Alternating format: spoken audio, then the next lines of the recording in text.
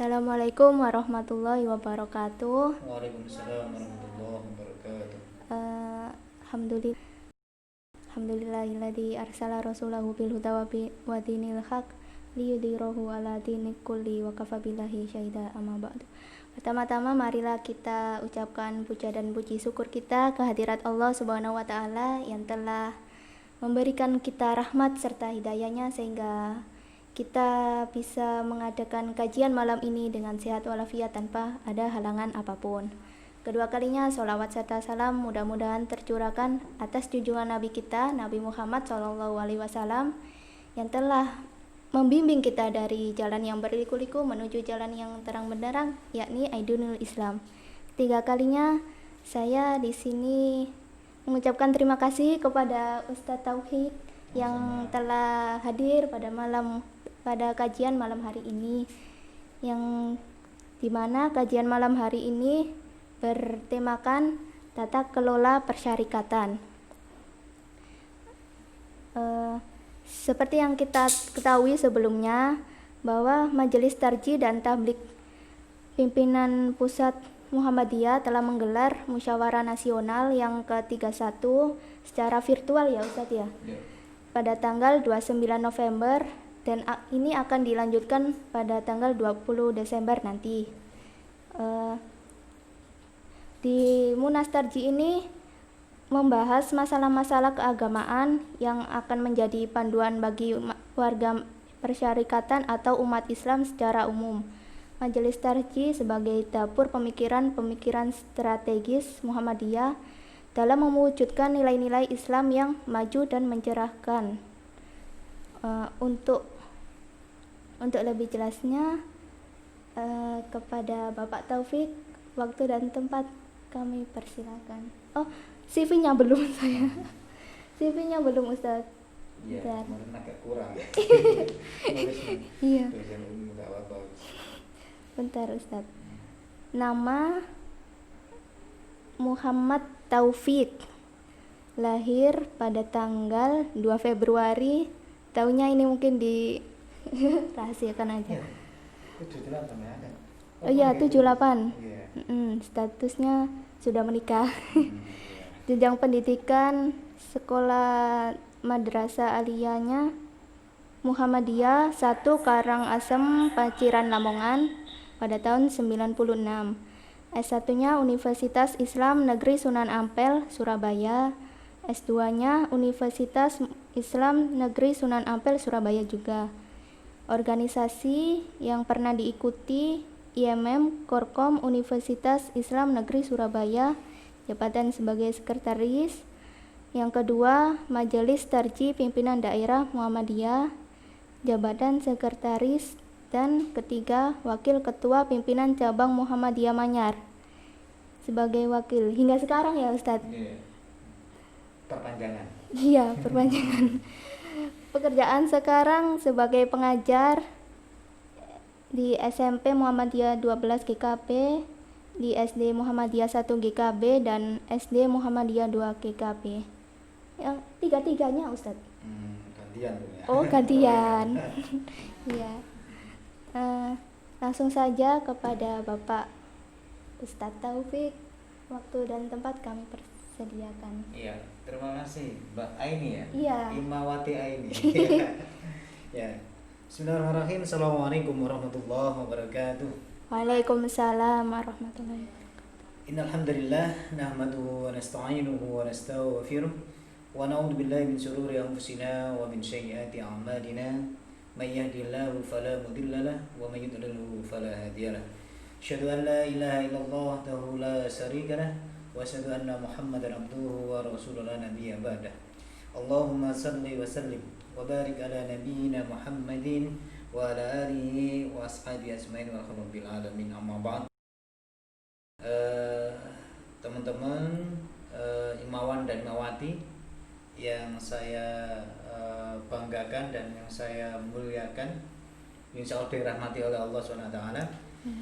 Alhamdulillah kita bisa ketemu di momen atau forum kantin kalau nggak salah ini ya judulnya ya. Iya, kantin. Menarik, saya kaget acara kantin ya.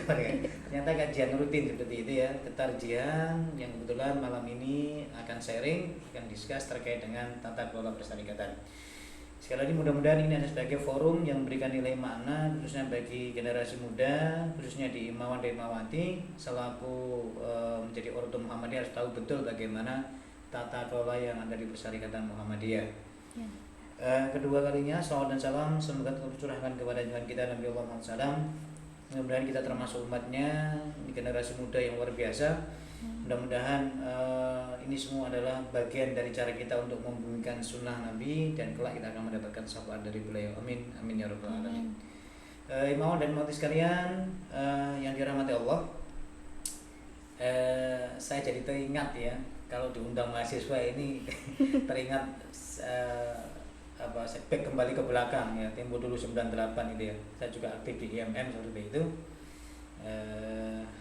Ya ini akhirnya saya menjadi muda lagi meskipun sudah tidak muda seperti itu ya.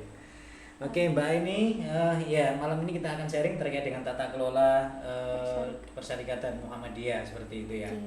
Mengapa ini menjadi penting? Tadi sudah juga disampaikan oleh Mbak ini bahwa 29 November kemarin dibuka Munas Nasional terkait dengan Tarjih ya di Unmu Gresik dan saya kebetulan juga hadir di sana ya.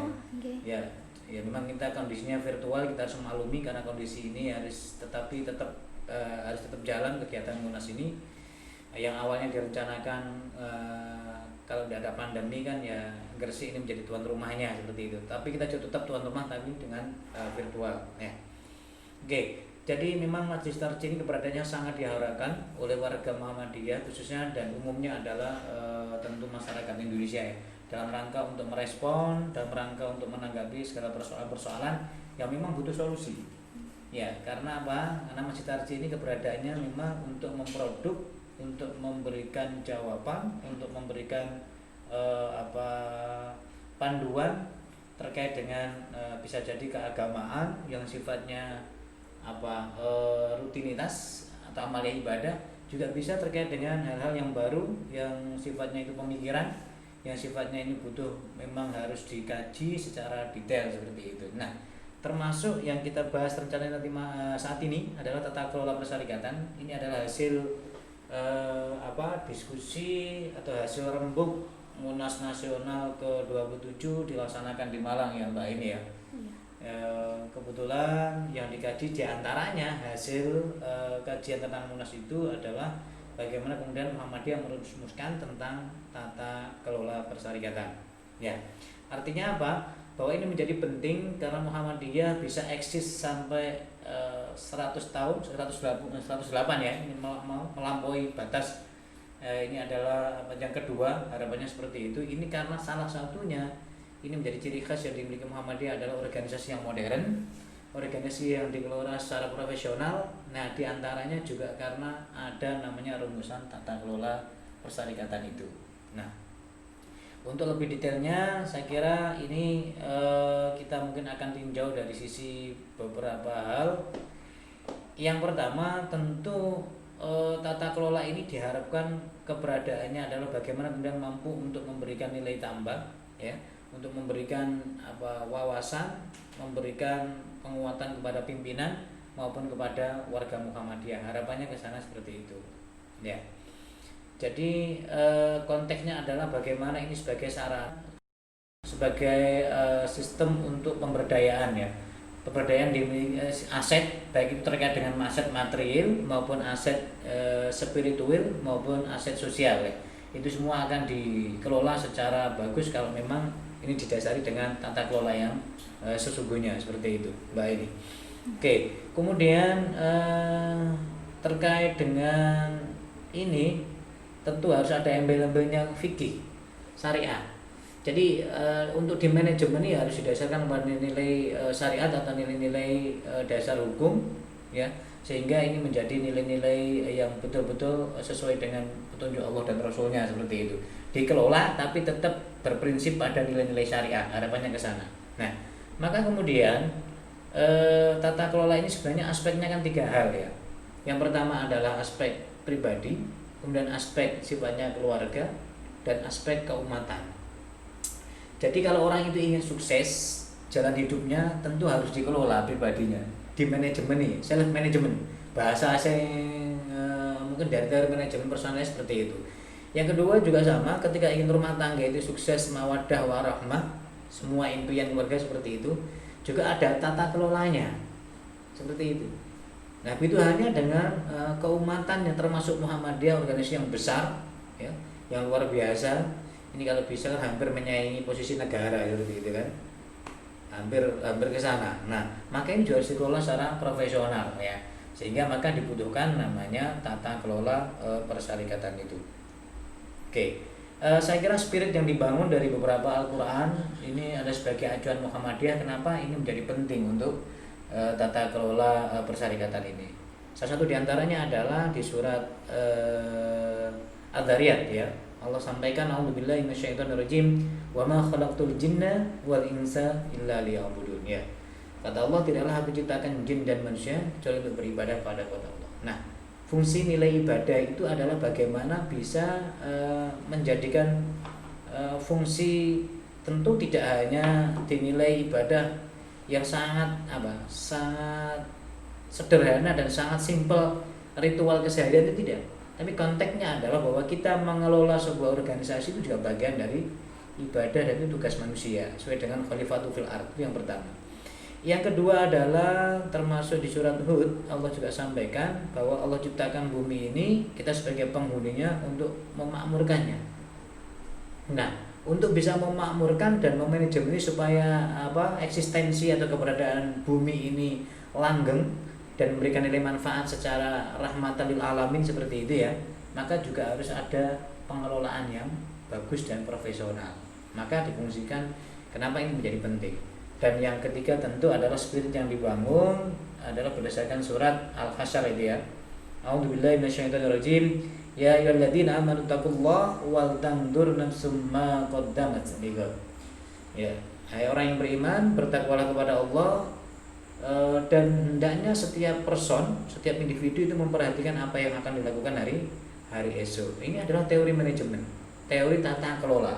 Nah, maka untuk bisa mengelola organisasi Muhammadiyah yang sangat besar ini, maka kemudian Majelis Tarjih merumuskan namanya tata kelola persyarikatan. Saya kira seperti itu landasan normatifnya ya, kita rujuk dari Al-Qur'an. Nah, lantas bagaimana kemudian konsep Muhammadiyah dalam tata kelola ini? Maka Muhammadiyah sesungguhnya merumuskan ini adalah dalam rangka satu, dia menyadari betul bahwa Muhammadiyah ini adalah merupakan gerakan harakah ya. Jadi gerakan ini maka kemudian harus ada landasannya, harus ada sistem supaya gerakannya ini tidak menyimpang. Karena ini yang melakukan adalah manusia, yang melakukan adalah para insan yang itu, maka mereka harus dipandu dalam rangka untuk bisa mengelola organisasi benar sebesar ini. Nah, dengan pengelolaan yang bagus dan profesional, maka insya Allah nanti terwujudlah apa yang menjadi cita-cita Muhammadiyah itu ya. Jadi mewujudkan masyarakat Islam yang sebenar-benarnya itu akan terwujud manakala memang dikelola secara profesional. Nah, untuk bisa mengelola organisasi secara profesional, maka dibutuhkan namanya tata kelola persyarikatan itu. Baik, saya kira seperti itu ya. Kemudian lantas apa yang dilakukan oleh Muhammadiyah khususnya dalam ini adalah Majelis Tarjih untuk merumuskan itu, diantaranya adalah bahwa ada beberapa kaidah ya pengelolaan, ada beberapa kaidah tata kelola yang dirumuskan oleh Muhammadiyah. Yang pertama adalah tata kelola prinsip amanah ya, atau trust. Saya kira ini menjadi penting. Siapapun yang memimpin Muhammadiyah, baik tingkat pusat sampai tingkat ranting, baik itu di wilayah organisasi atau di wilayah amal usaha ataupun di ortumnya mbak ini, maka wajib bagi mereka untuk memiliki karakter namanya trust atau amanah. Ya, amanah ya. Karena ini menjadi penting, karena apa? Ini urusan umat. Dan insya Allah sudah terbukti ya. Buktinya apa? Muhammadiyah semakin tumbuh, semakin berkembang yang luar biasa, dan banyak masyarakat yang notabene kadang-kadang bukan warga sendiri, tapi orang partisipan atau orang Islam lainnya itu sampai menitipkan asetnya, mewakafkan tanahnya kepada Muhammadiyah, luar biasa. Itu artinya bahwa karena ada trust ya, ada kepercayaan. Nah, mudah-mudahan sekali lagi siapapun yang memimpin Muhammadiyah mulai tingkat pusat dan tingkat ranting senantiasa untuk bisa mengembangkan karakter trust atau amanah ini, termasuk di amal usaha ya, baik itu di bidang pendidikan, baik di bidang kesehatan, baik di bidang ekonomi, mungkin bidang-bidang yang lainnya. Harapannya ini menjadi penting bahwa trust atau amanah ini harus dimiliki oleh setiap pimpinan, dan syukur-syukur bisa seluruh warga Muhammadiyah. Itu yang pertama. Kemudian yang kedua adalah tata kelola. Dalam hal ini kaidah yang harus dimiliki oleh pimpinan adalah responsibility, punya rasa tanggung jawab. Ya. Setelah diberikan amanah, tentu tidak hanya sekedar diterima amanah itu, tidak sekedar kemudian setelah dilantik ya, kemudian hanya ya diam saja, hanya titip nama seperti itu ya sebagai bagian dari organisasi, tapi justru dituntut bagaimana untuk bertanggung jawab untuk kelangsungan organisasi Muhammadiyah, untuk dikembangkan ya, untuk sebagai sarana untuk dakwah ya, supaya Muhammadiyah semakin berasa ya, semakin memberikan nilai manfaat ya, supaya Muhammadiyah rahmatan lil alamin. Tentu tidak hanya dinikmati oleh warga sendiri, tapi juga oleh pada umumnya secara kemanusiaan, harapannya ke sana. Maka tanggung jawab menjadi penting, karena di samping tanggung jawab ini tidak hanya dipertanggungjawabkan kepada yang memberi amanah, dalam hal ini stakeholder, mungkin pimpinan yang lebih atas ya, tentu juga kita tentu akan dipertanggungjawabkan kepada Sang Pencipta ya. Karena kita ingat mungkin sabda Nabi, kullukum ra'in wa kullukum mas'ulun an ra'iyati. Jadi setiap kamu pemimpin, dan setiap pemimpin pasti akan dimintai pertanggungjawabannya kelak nanti. Nah, tergantung, dan saya kira itu anugerah. Saya kira ini bukan faktor kebetulan ya. Ketika ada seseorang yang kemudian diamanai amanah yang itu amanah organisasi, dan itu diterima dengan lapang dada, itu saya kira bukan faktor kebetulan dan bukan rekayasa. Memang Allah telah mentakdirkan orang tersebut untuk bisa menggerakkan organisasi sebagai gerakan dakwah ya, sebagai penyebar risalah Islam saya kira ke depan, dan itu harus disyukuri. Bukan kemudian berkeluh kesah, bukan kemudian ya, saya kira dalam perjalanan memang banyak ujian ya, banyak cobaan. Nah, tapi yakinlah bahwa kita dalam mengelola organisasi Muhammadiyah ini tidak sendiri, karena prinsipnya adalah kolektif, kolegial ya, tidak sendirian, tetapi itu semua nanti akan diputuskan, dikerjakan secara teamwork ya, secara bersama-sama dengan pimpinan-pimpinan yang lain. Itu yang kedua Mbak ini ya. Jadi pertama tadi adalah punya karakter amanah, yang kedua adalah responsibility atau tanggung jawab, dan yang ketiga kaidah yang harus ada dalam pimpinan adalah akuntabilitas atau accountability ya. Artinya bahwa organisasi ini harus memberikan ruang kepada orang-orang yang secara potensial memang mampu di situ. Kita sering mendengar istilah the right man and the right job seperti itu ya. Jadi menempatkan orang pada posisi yang benar. Jadi fungsinya jelas, wewenangnya jelas, dan kompetisinya jelas di situ semua. Itu harus menjadi pemikiran dan harus menjadi gagasan di Muhammadiyah. Jadi jangan sampai salah menempatkan orang, dan tentu juga terkait dengan pertanggungjawaban ya. Ini juga harus dilakukan secara akuntabel seperti itu ya. Jadi yang ketiga adalah memposisikan orang yang sesuai dengan bidangnya, sesuai dengan keahliannya dan potensinya. Kemudian kaidah yang selanjutnya, yang keempat adalah terkait kaidah transparansi. Artinya ada keterbukaan. Jadi itu menjadi ciri khas organisasi Muhammadiyah. Jadi Muhammadiyah itu siap menerima masukan, menerima kritikan, baik itu datangnya dari internal Muhammadiyah sendiri maupun dari eksternal ya, dari luar. Selama itu untuk kebaikan dan untuk kemajuan Muhammadiyah, kita sangat welcome. Saya kira seperti itu yang pertama. Yang kedua terkait dengan urusan aset. Ya ini biasanya seperti itu, termasuk dalam hal ini adalah keuangan, dan memang Muhammadiyah ciri khasnya juga sangat transparan ya, siap untuk diaudit baik oleh kalangan internal Muhammadiyah sendiri dari level atas sampai bawah, ataupun kebalikan dari top down atau dari bottom up ya, dari bawah ke atas. Itu saya kira juga sah-sah saja ya, Muhammadiyah siap seperti itu ya. Karena ini kan titipan ya, jadi tidak ada. Dan luar biasanya kan ini kalau milik Muhammadiyah mulai aset yang ada di ranting, di cabang, di daerah itu semua atas nama milik Muhammadiyah ya. Seperti itu, kita hanya hak guna, hanya hak menggunakan saja. Sebenarnya asli pemilik ownernya ya Muhammadiyah pusat sana, seperti itu. Nah, maka harus ada transparansi, ya, ada keterbukaan, ya, tidak ada yang ditutup-tutupi dan sebagainya, seperti itu. Prinsip selanjutnya, prinsip yang kelima adalah kaidah yang ditelurkan harus ada dalam diri seorang adalah ada konsep asuro, ya, tasawwurhum fil amr. Jadi harus ada prinsip musyawarah di sana. Ingat, karena ini kolektif kolegial, maka tidak boleh diputuskan perseorangan. Ya.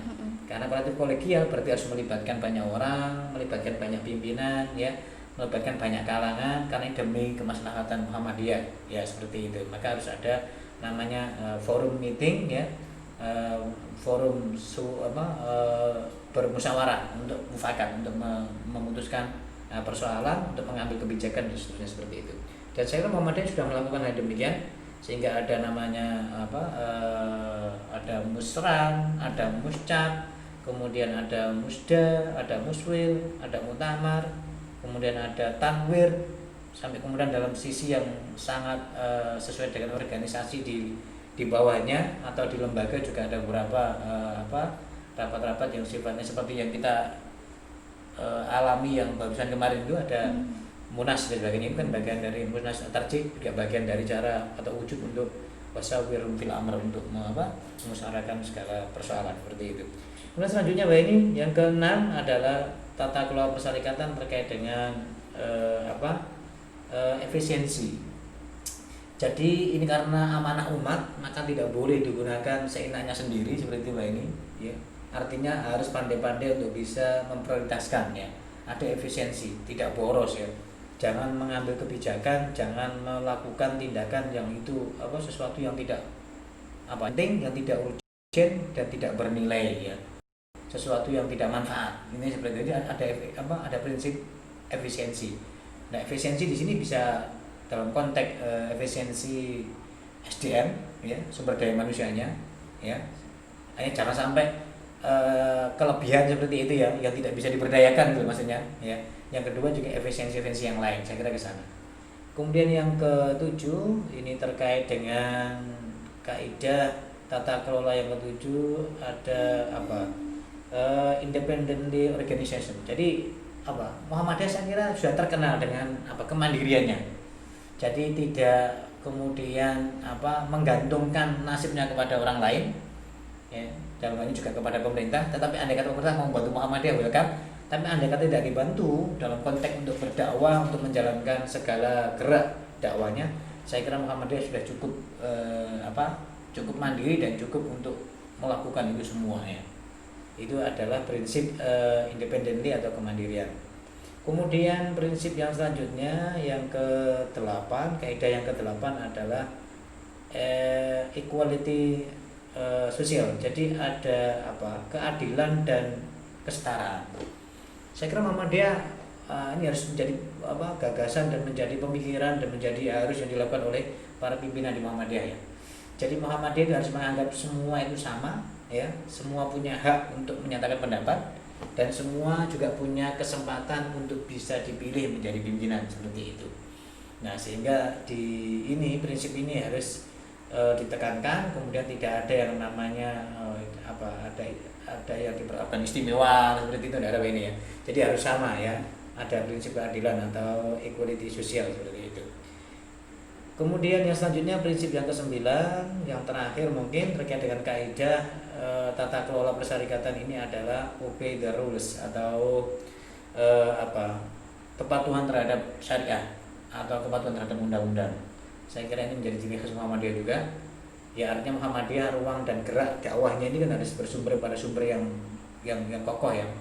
Sumber yang primer, yaitu Al-Qur'an dan As-Sunnah, seperti itu. Dan tentu juga Muhammadiyah tidak boleh bersinggungan, bertabrakan dengan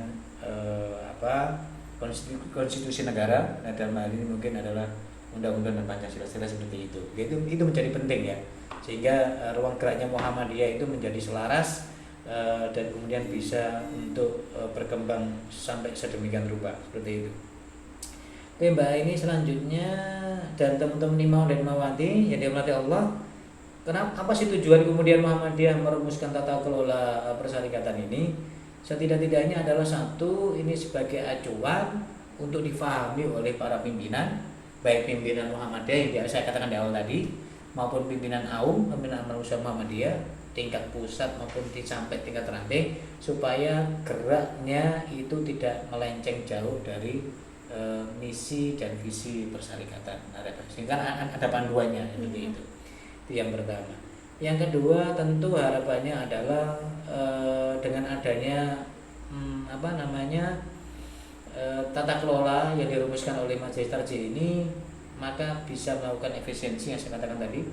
Kemudian juga saya kira ini menjadi pedoman untuk menggerakkan organisasi, juga sebagai sarana untuk bisa mengaktifkan kembali Muhammadiyah lebih bergairah ya, untuk memberikan nilai manfaat.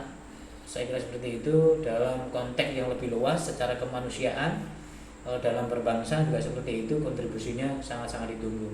Apalagi di kondisi pandemi ini ya, saya kira sudah luar biasa kontribusinya Muhammadiyah, khususnya terkait dengan kesehatan ya, khususnya terkait dengan bagaimana kita berempati sosial ya, dengan adanya lazis dan sebagainya, beberapa ortum yang ikut juga terjun di sana seperti itu. Kemudian terkait dengan apalagi ya, sistem tata kelola persyarikatan ini ya, tentu ada sistem regulasi ya yang harus ditaati. Regulasi ini yang saya katakan tadi undang-undang ya, jadi tidak boleh menyimpang seperti itu. Baik undang-undang dalam konteks ini adalah sebagai ciri khas Muhammadiyah sebagai gerakan Islam, itu bersumber pada Al-Quran dan Sunnah. Tentu juga undang-undang yang ada di negara kita seperti itu. Yang kedua adalah sistem perencanaan ya. Yang ketiga adalah ada sistem tanggung jawab seperti itu. Yang keempat kemudian ada sistem pengawasan dan pengendalian. Memang harus ada pengawasan seperti itu untuk menjalankan organisasi Muhammadiyah termasuk AUM-nya, sehingga itu bisa berjalan sesuai dengan apa yang diharapkan Muhammadiyah. Sehingga untuk meminimalisir adanya penyimpangan-penyimpangan itu, maka ada namanya fungsi sistem pengendalian dan pengawasan. Dan yang terakhir tentu ada sistem pelaporan seperti itu ya. Kemudian yang terakhir ada beberapa panduan. Ini kemarin dirumuskan 13 ya, pedoman ya. Tetapi ini nanti akan berkembang sesuai dengan kebutuhan, karena ini bukan harga mati.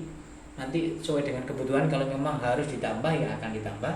Kalau memang ternyata dalam konteks kekinian itu tidak relevan, maka juga akan diamandemen, bahasa seperti itu ya. Akan dilakukan revisi dan kemudian akan melakukan perbaikan-perbaikan.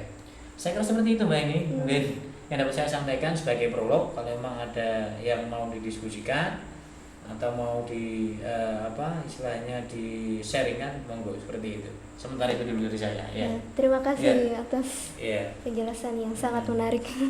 Monggo. Di sini kami buka sesi pertanyaan. Barangkali Imawan dan Imawati ada yang mau bertanya, silakan buka mic-nya dan sampaikan pertanyaannya.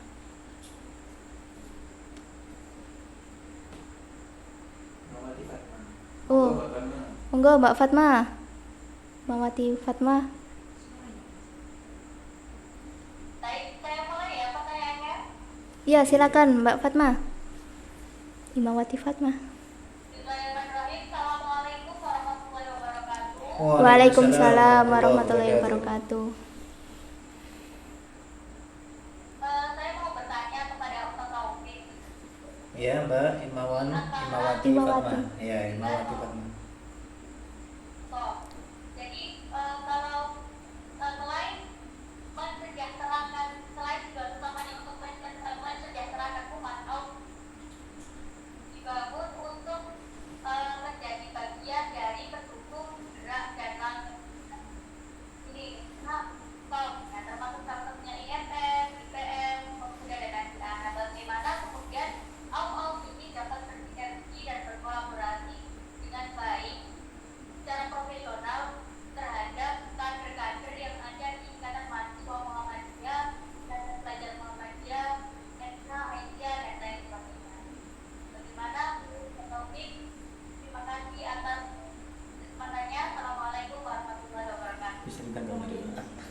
Waalaikumsalam warahmatullahi wabarakatuh. Jadi gimana caranya? Apa tadi, Bu? Gimana caranya selain untuk mensejahterakan, gimana caranya apa tadi, Mbak Fatma? Bisa diulang?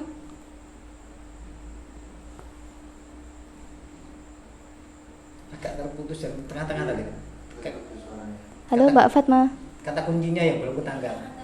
Oh iya, tapi terdengar suara saya? Iya, tadi ya terdengar Pak, cuma kata kuncinya belum kebaca tadi. Ya itu ada ortum, ada IBM, ada IM dan seterusnya tadi ya itu kaitannya. Iya, iya.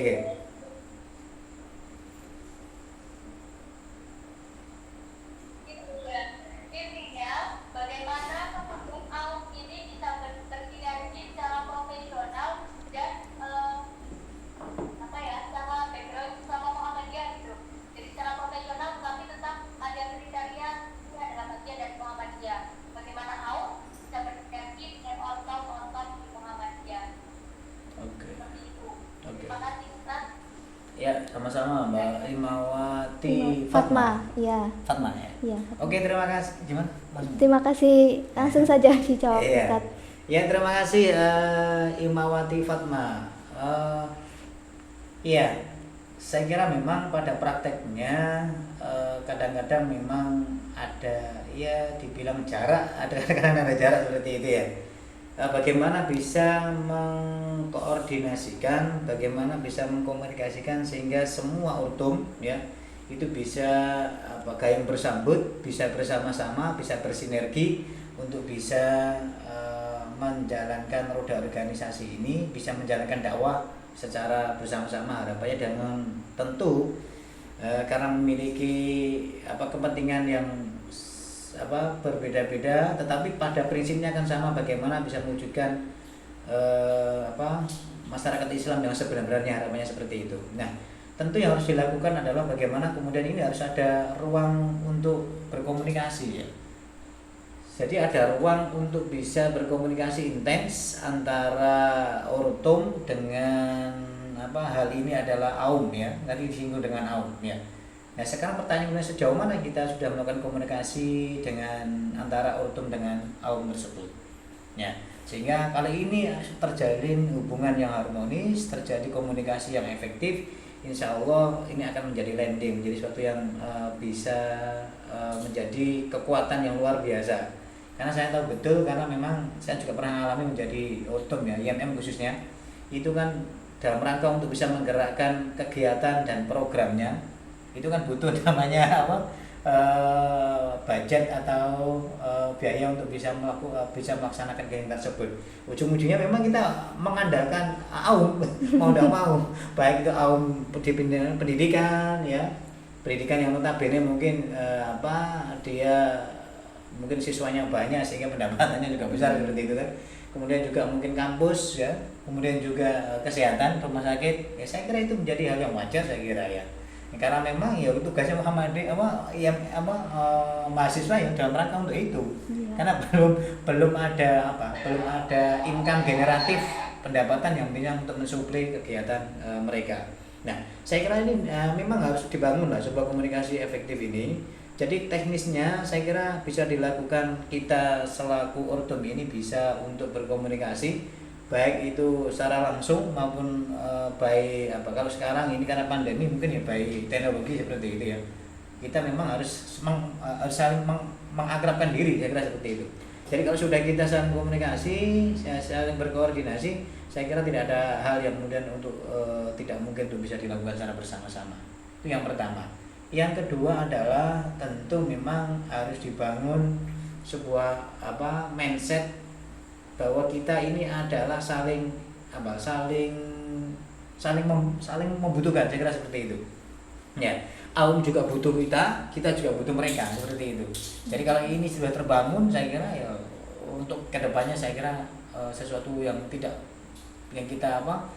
anggap janggal, yang kita anggap sebagai sekat di antara kita, saya kira itu bisa hilang dengan sendirinya, seperti itu.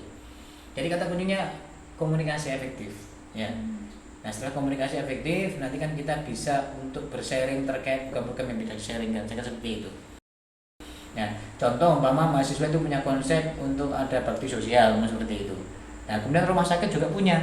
Sehingga nanti bisa jadi ini kan saling menguatkan, saling bisa bersinergi seperti itu.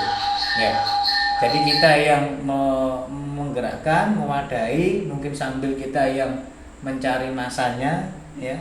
Kemudian pihak rumah sakit yang memenuhi kebutuhan terkait dengan tenaga medisnya, terkait dengan fasilitas yang lain seperti itu. Nanti bisa bekerja sama dengan Lazismu, mungkin terkait dengan ada semacam souvenir yang diberikan. Saya kira memang harus seperti itu, ya. Apalagi di era kekinian sekarang itu ada 4C itu kan ya. Di samping ada critical thinking, eranya era 4.0 ini tuntutannya seperti itu, tidak bisa melakukan sendiri-sendiri ya. Apalagi Muhammadiyah dibangun konsepnya, kita Muhammadiyah kolektif kolegial sebenarnya, ada kolaboratif ya, itu yang lebih kuat ke sana. Saya kira seperti itu, Imawati Fatma ya. Jadi satu, harus dibangun komunikasi efektif ya. Apakah sifatnya itu bottom up atau top down? Kalau yang lebih kepada, karena kita biasanya ya kayaknya ke bottom up ya, kita yang di bawah ini kemudian harus membangun lebih dulu seperti itu kepada yang di atas. Nah, ada atas turun ke bawah kayaknya susah seperti itu ya. Kayaknya seperti itu. Jadi kayaknya lebih tepat adalah bottom up ya. Jadi dari bawah ya kita memang saling berkomunikasi, saling membangun silaturahim dengan kaum yang memang sebagai mitra untuk dakwah kita. Saya seperti itu. Terus yang kedua, setelah ketemu terjalin sebuah hubungan yang harmonis, komunikasi efektif, kita bisa nanti sharing terkait dengan program kegiatan. Dan ujung-ujungnya kan dalam rangka untuk membesarkan Muhammadiyah, dakwah Muhammadiyah supaya lebih luas, lebih dirasakan oleh masyarakat. Dan tentu Islam berkemajuan itu menjadi cita-cita kita bersama. Saya kira seperti itu. Ya, Mbak Aini dan Imawati Fatma. Ya, saya kira seperti itu. Mungkin kalau ada hal yang kurang pas bisa diskusikan ulang. Seperti itu. Terima kasih. Bagaimana Imawati Fatma? Terima kasih Ustaz Taufik, sangat bermanfaat insyaallah ilmunya. Iya. Ya, terima kasih. Barangkali ada pertanyaan lagi dari Imawan atau Imawati lainnya. Kami persilakan.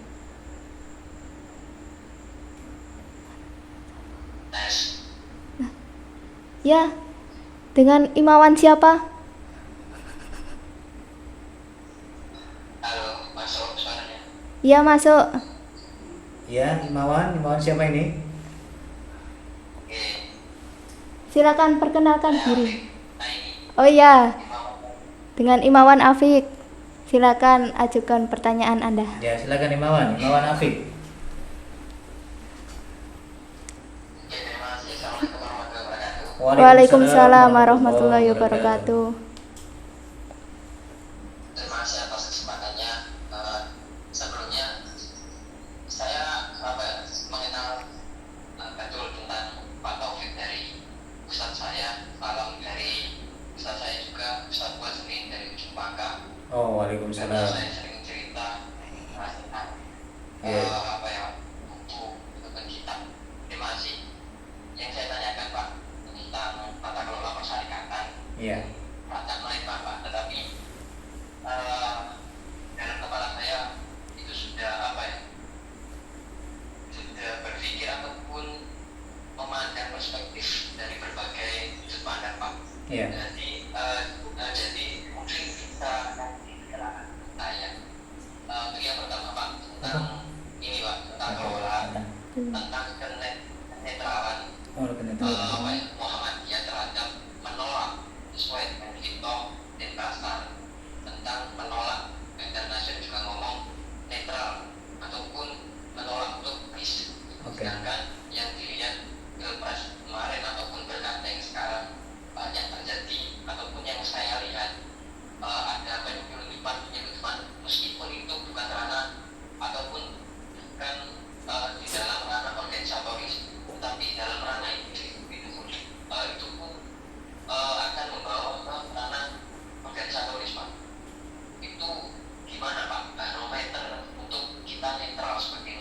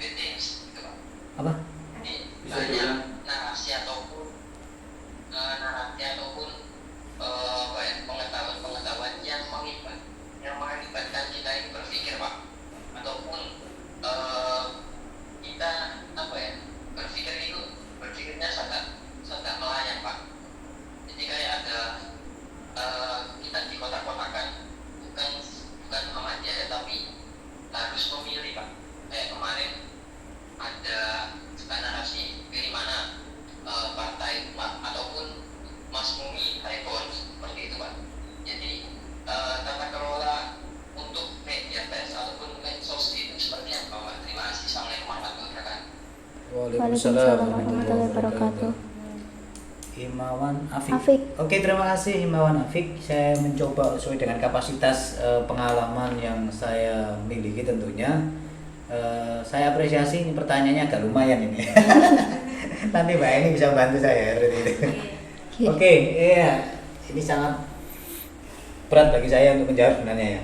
Oke, yang pertama terkait dengan kenetralan. Kita kembali pada kita bahwa Muhammadiyah bukan organisasi politik. Ya, memang Muhammadiyah dari awal berdirinya adalah sesuai dengan anggaran dasar Muhammadiyah, dia adalah gerakan Islam ya.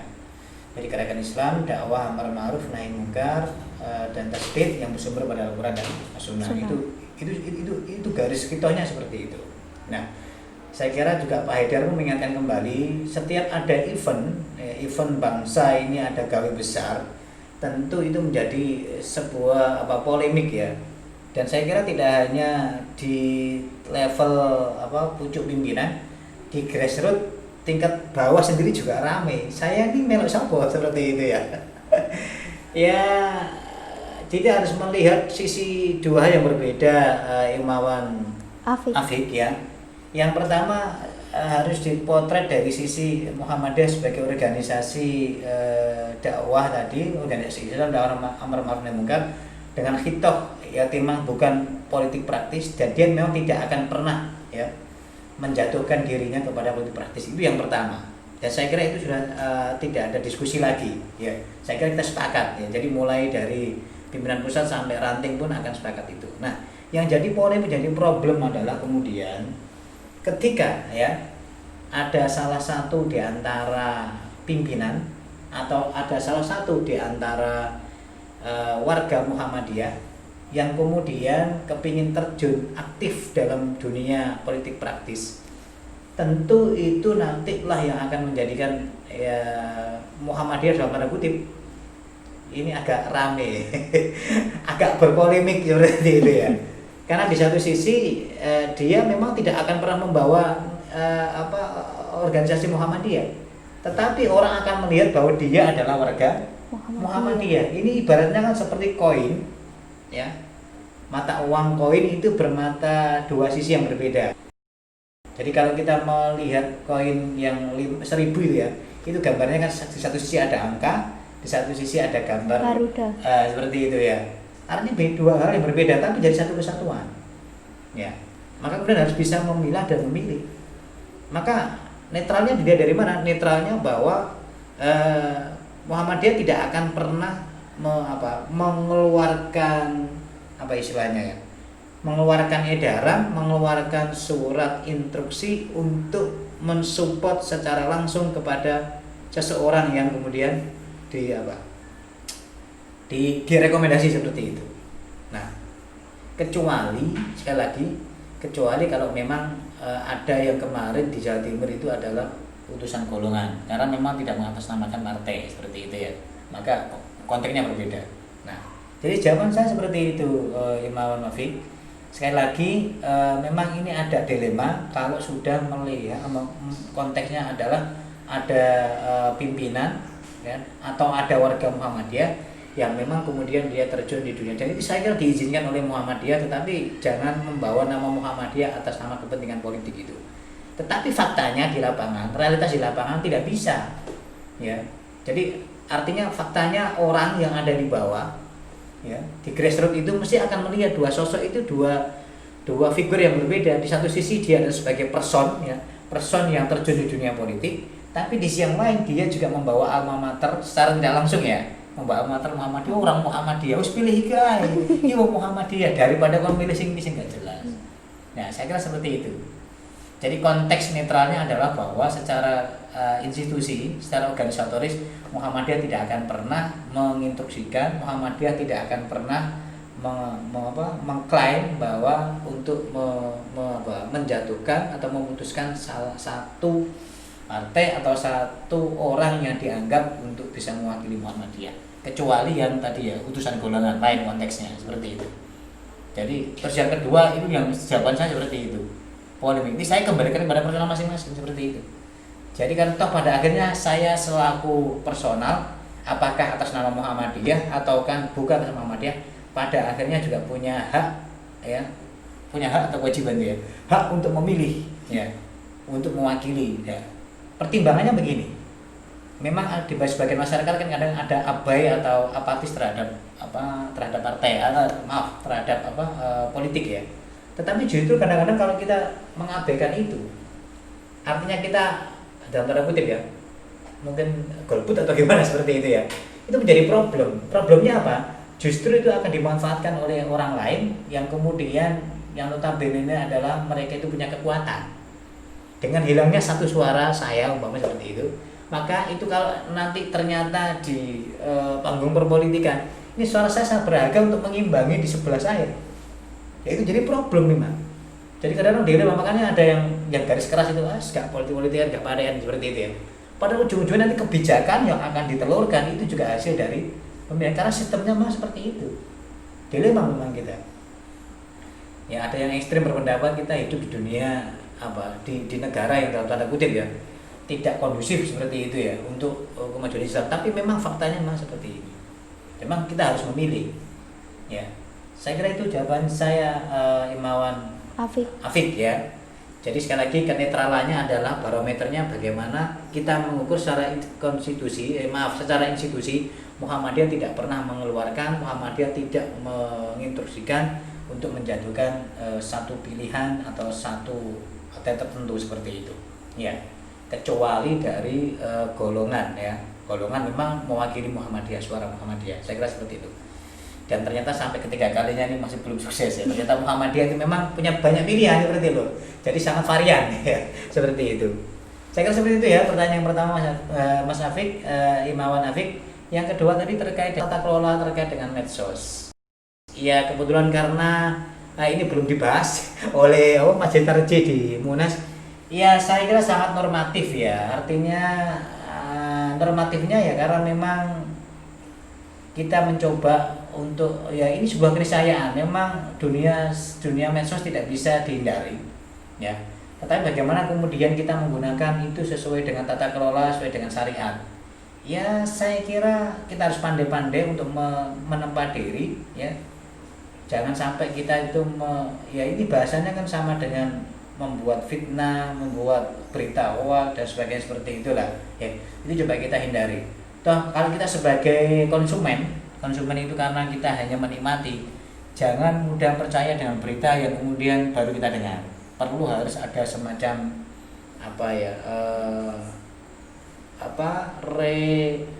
untuk memastikan kembali apakah berita itu valid atau tidak, satu itu. Ya, menggali informasi lagi. Betul, menggali informasi lebih tajam lagi bahwa ini berita valid atau tidak seperti itu. Karena dampaknya luar biasa.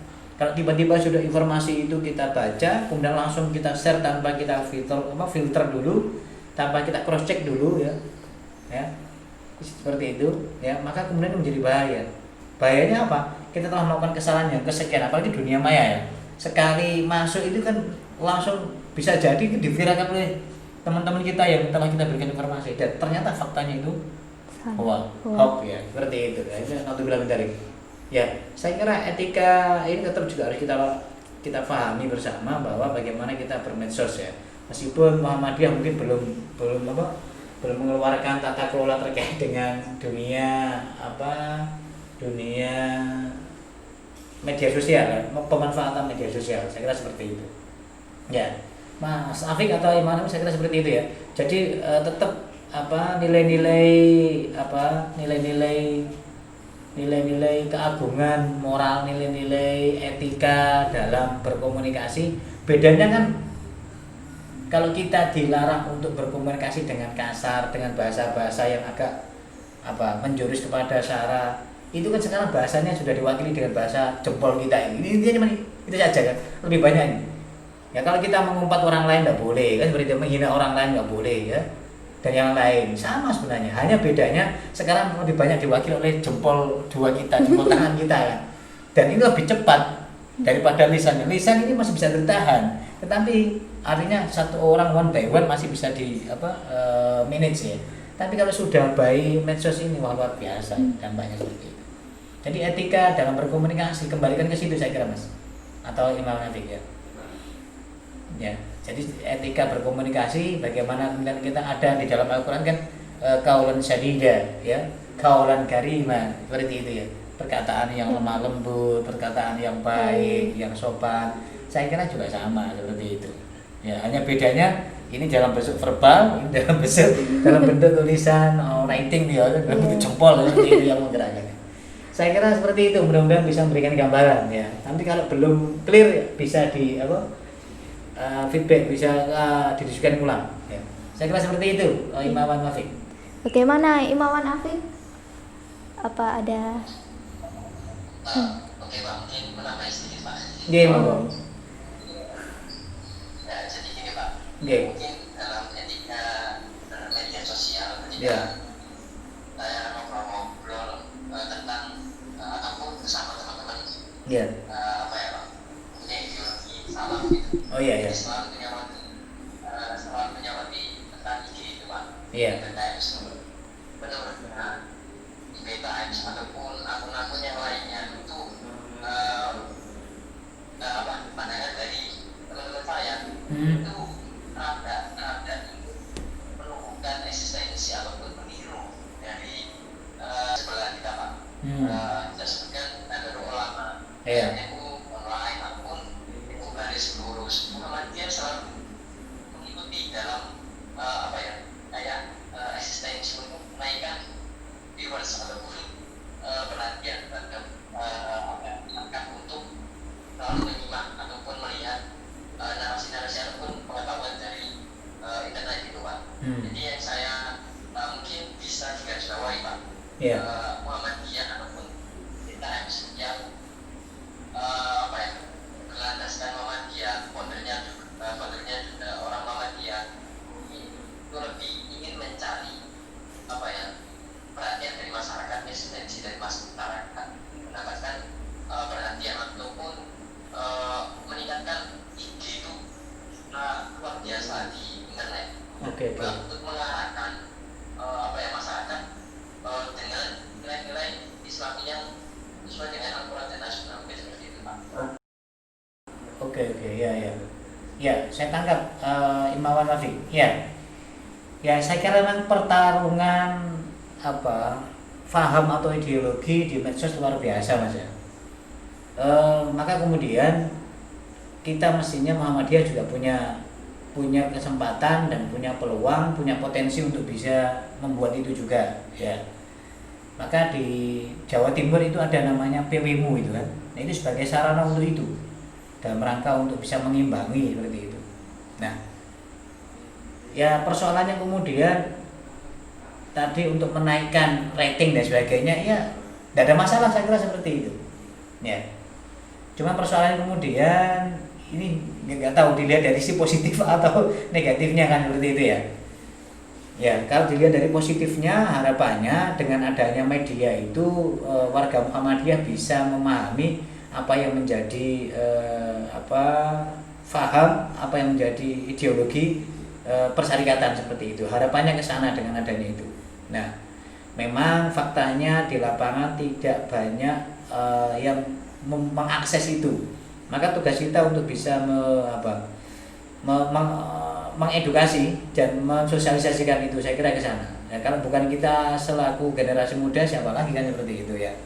Meskipun Mas, kadang-kadang di antara warga kita memang tidak bisa dipungkiri ada yang tertarik dengan tulisan-tulisan yang agak ekstrim dari bahasanya Imawan Afif seperti itu. Ya, saya kira memang ada seperti itu, ada. Saya tidak memungkiri itu ada ya. Ya, karena memang prinsip di Muhammadiyah itu katanya kan wasatiyah ya, tengah-tengah. Tengah-tengah itu artinya ya bisa mengakomodir, tidak ke kiri, tidak ke kanan, lurus seperti itu kan ya. Harapannya ke sana. Lebih kepada berciri khas modern dan moderat seperti itu. Sehingga mudah untuk bisa diterima oleh semua kalangan. Harapannya ke sana. Ya. Saya kira seperti itu Imawan Afik ya? Afik? Ya, Imawan Afik ya. Bagaimana Imawan Afik? Saya kembali sudah Oke. di teman-teman ada yang tanya lagi. Ya. Bisa dilanjut berapa? Terima kasih. Ya. Ya, sama-sama Imawan Afik. Saya buka sesi pertanyaan yang terakhir, barangkali ada yang mau bertanya lagi. Saya persilakan. Saya baik bisa. Oh iya, silakan. Oke, Imawan Bayu ya? saya jelas sudah baik. Sudah jelas? Jelas, Mas Bayu. Saya jelas. Ya, bisa diterima. Imawan Bayu. Imawan Bayu. Ya, silakan Imawan Bayu. Assalamualaikum warahmatullahi wabarakatuh. Waalaikumsalam warahmatullahi wabarakatuh.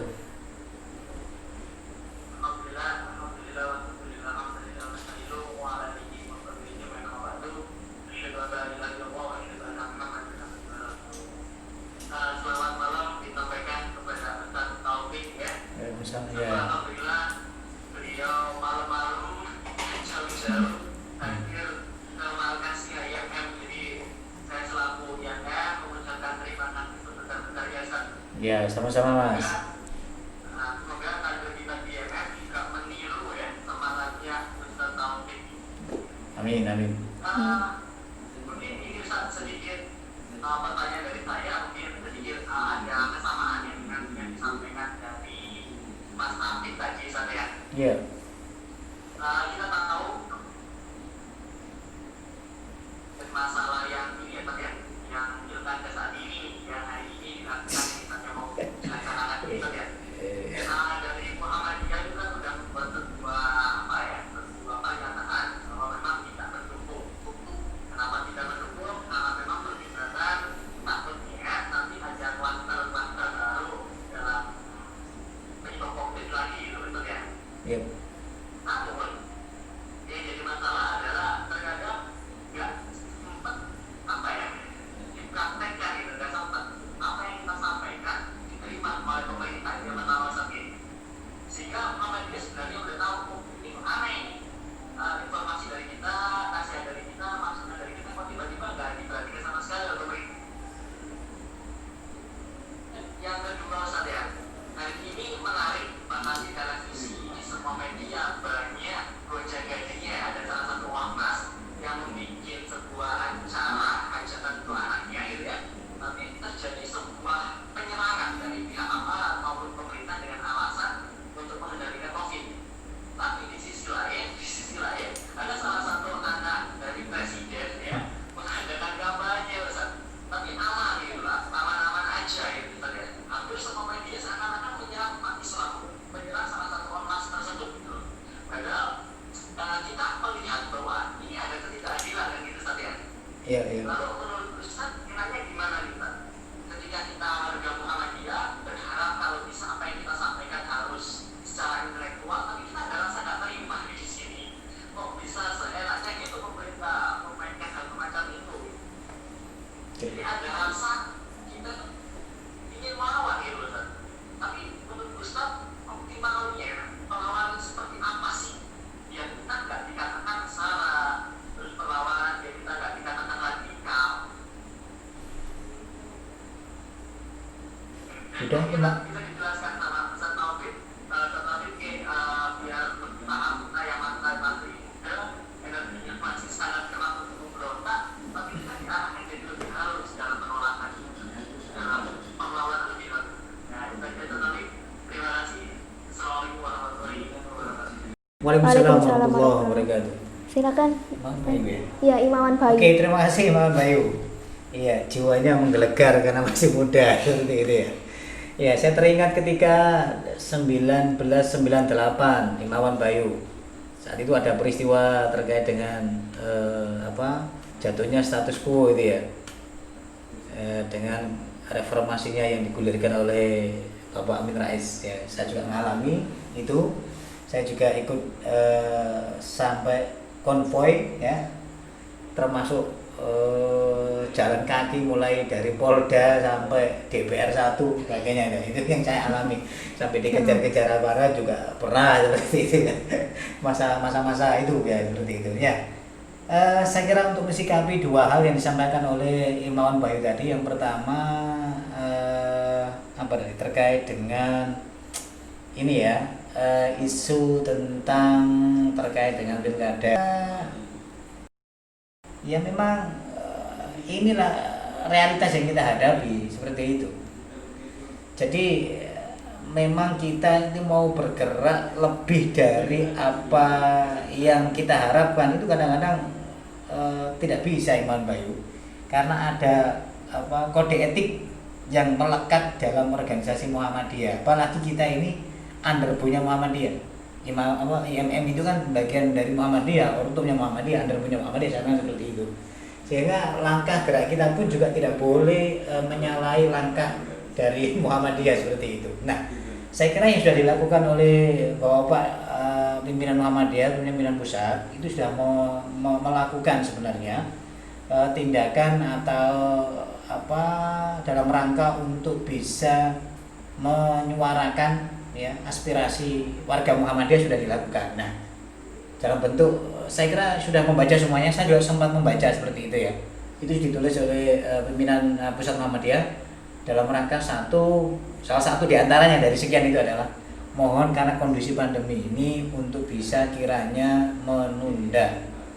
Masih ingat tulisannya ada kata-kata seperti itu ya, karena hajat kepentingan rakyat terkait dengan kesehatan, terkait dengan pengembalian pemulihan secara psikologis dan sosial itu menjadi penting. Nah, faktanya kan tidak demikian faktanya pokoknya jalan terus ya. Ini faktanya yang kita hadapi. Tetapi ya sudah dilakukan oleh Muhammadiyah, sudah betul sesuai dengan prosedur yang dilakukan. Nah, kita sebagai yang muda ini bagaimana? Kita Mas Muhammadiyah harus bergerak seperti apa ketika melihat fenomena seperti itu? Apa kita harus turun ke jalan seperti itu kan, menyuarakan aspirasi kita dalam rangka supaya melek seperti itu, karena secara terus nggak dipublis seperti itu ya. Ya itulah kemudian ikhtiar yang bisa kita lakukan seperti itu. Nah, karena tadi kalau kita mau bergerak lebih dari apa yang kita harapkan, kita akan bertuburan dengan namanya kode etik yang dibuat oleh organisasi besar kita. Sehingga batasan yang dilakukan, saya kira hal yang bisa dilakukan oleh teman-teman mahasiswa adalah bisa membuat semacam nota kesepakatan seperti itu ya, semacam mengumpulkan mungkin teman-teman mahasiswa bisa jadi, karena kita orang-orang cerdas, orang-orang akademisi, itu bisa jadikan sebagai semacam nanti bisa press conference seperti itu. Itu lakukan sikap kami selaku anak muda, selaku Ikatan Mahasiswa Muhammadiyah dalam rangka untuk ini. Dan itu pun dibubuhkan sekian, minta rekomendasi, minta dukungan secara massal. Saya kira itu yang mungkin bisa kita lakukan. Sebatas itu. Ya. Karena di satu sisi kalau kita konvoy juga problemnya nanti ujung-ujungnya juga keciduk. Karena apa? Satu, terkait ini pandemi kok mengumpulkan massa, itu problem juga. Nah, saya kira hal yang efektif adalah bagaimana kemudian itu kita suarakan dalam bentuk secara tertulis sebagai bentuk ekspresi akademis kita untuk mengingatkan kembali kebijakan-kebijakan yang mungkin dirasa tidak sesuai dengan yang kita harapkan. Saya kira seperti itu. Dan itu sudah dilakukan oleh PP Muhammadiyah.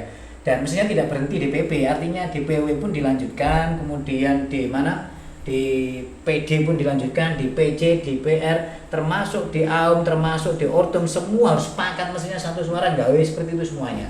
Mestinya seperti itu. Nah, ini kan sebatas PP sudah seperti itu, harapannya sudah selesai karena sudah pucuk pimpinan kan. Jadi antara PP kepada pemerintah pusat sudah melakukan.